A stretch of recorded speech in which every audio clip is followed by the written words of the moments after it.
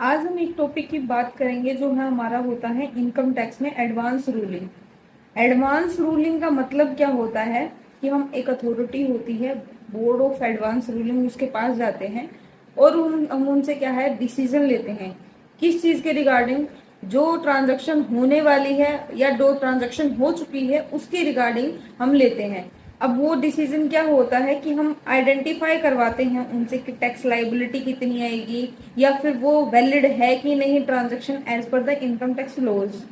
जो advance ruling होते हैं उसमें दो मेंबर होते हैं जो बोर्ड ऑफ एडवांस रूलिंग होते हैं, जो सीसीआईटी और उससे ऊपर वाले जो अथॉरिटी होती है उसके इक्विवेलेंट मेंबर होते हैं। अब बात आती है कि एडवांस रूलिंग कर कौन सकता है।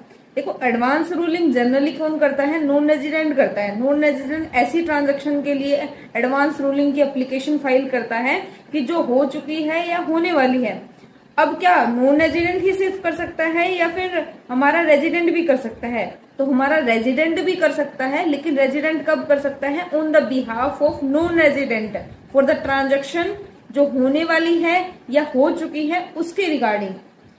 फिर तीसरा बंदा कौन आता है? तीसरा बंदा वो आता है जो हमारा क्या है पीएसयू वगैरह होती है, public sector undertaking. Public sector undertaking भी किसी भी ट्रांजेक्शन के लिए जो हमारा होने वाली है या हो चुकी है उसके रिगार्डिंग कर सकता है। रेजिडेंट कर सकता है for the identifying the tax liability, for the calculation of tax liability. अब टैक्स लाइबिलिटी का ऐसे तो रेजिडेंट हर कोई उठ के आ जाएगा, बोलेगा कि हाँ हमारी भी करके दे दो। तो यहाँ पे एक लिमिट लगा दी गई कि हमारा 100 सीआर से ज्यादा या उसके इक्विवेलेंट होना चाहिए, तभी आप एक रेजिडेंट टैक्स लाइबिलिटी के लिए एप्लीकेशन डाल सकता है एडवांस रूलिंग में। फिर हमारा लास्ट आता है कि कोई भी बंदा अगर ट्रांजेक्शन करने वाला है और वो ट्रांजेक्शन हमारा गार के इम्प्लीकेशन आते हैं, नहीं मतलब टैक्स अवॉइडेंस का कोई केस तो नहीं बन रहा, उस केस में हमारा क्या है हम उसमें अप्लाई कर सकते हैं। तो क्या ये फ्री होता है क्या? एडवांस रूलिंग हम फ्री में फाइल कर सकते हैं? नहीं। जो हमारा पीएसयू होता है या फिर गार की एप्लीकेबिलिटी वाले क्वेश्चंस आते हैं जहां पे, तो उस केस में हमारी 10,000 की फीस होती है। बाकी जितने भी अदर केसेस होते हैं उसमें जो ट्रांजेक्शन का अमाउंट होता है उसके ऊपर डिपेंड करता है। जैसे कि आपकी ट्रांजेक्शन लेस देन 100 सीआर है तो उस केस में आपका क्या है 2 लाख रुपए की फीस आती है।